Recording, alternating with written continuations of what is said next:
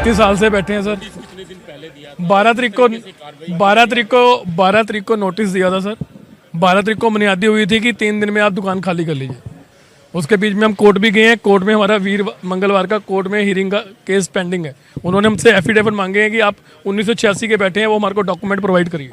अब डॉक्यूमेंट कहाँ से प्रोवाइड करेंगे? अभी तो ये हाल हो गया। जब ज़मीन एक्वायर हुई थी तो हम यहीं थे, हम कहीं नहीं गए थे। हम ट्रेस पासर नहीं है। हमने एडमिनिस्ट्रेशन को भी यही समझाया है। हम आज भी यही कह रहे हैं। हम आज भी उनके यही गुजारिश करते हैं कि हमारे को बसाया जाए, नहीं तो सारे के सारे रुल जाएंगे। आपके सामने देख लो कितनी लेबर है।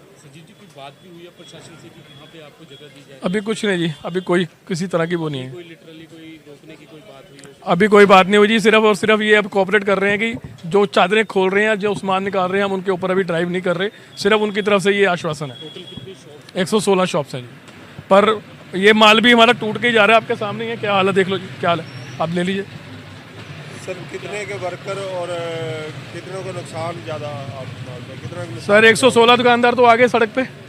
अब हम तो रुल गए क्योंकि ना हमारे पास बैठने की जगह है, ना हमारे पास कहीं इकट्ठे रखने की जगह। हम तो अब जो प्रशासन ने हमारे को वादा किया था कि अकेले ना उठा के इकट्ठे बसाएंगे, आप लोगों को उजाड़ेंगे नहीं, हम तो उसी बात पे थे। हम तो गवर्नमेंट की इसी बात के ऊपर चल रहे थे कि एमएसएमई के अंदर सारे के सारे दुकानदार आएंगे, इकट्ठे जाएंगे, रोजगार बनेगा। अब आपके सामने सारा रोजगार भी रुट गया और हम भी रुट गए।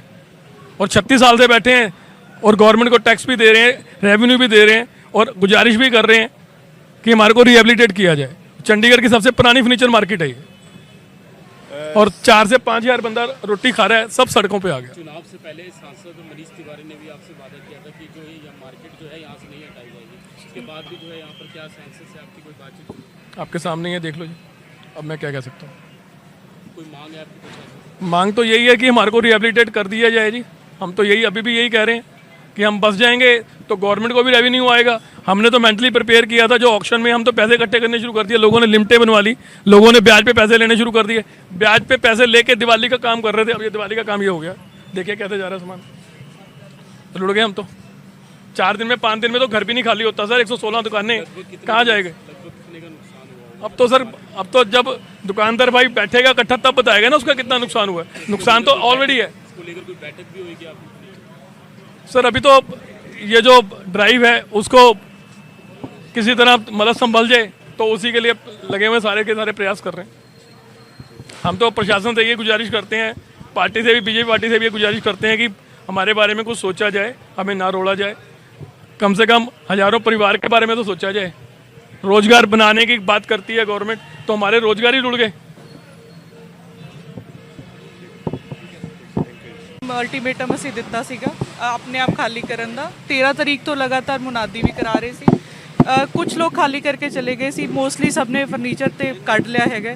ਹੁਣ ਅੱਜ ਸਵੇਰੇ ਵੀ ਕੁਝ ਲੋਕਾਂ ਨੇ ਸਾਡੇ ਤੋਂ ਟਾਈਮ ਮੰਗਿਆ ਸੀਗਾ ਤੇ 2 ਘੰਟੇ ਉਹਨਾਂ ਨੂੰ ਫੇਰ ਖਾਲੀ ਕਰਨ ਲਈ ਦਿੱਤੇ ਗਏ ਸੀ।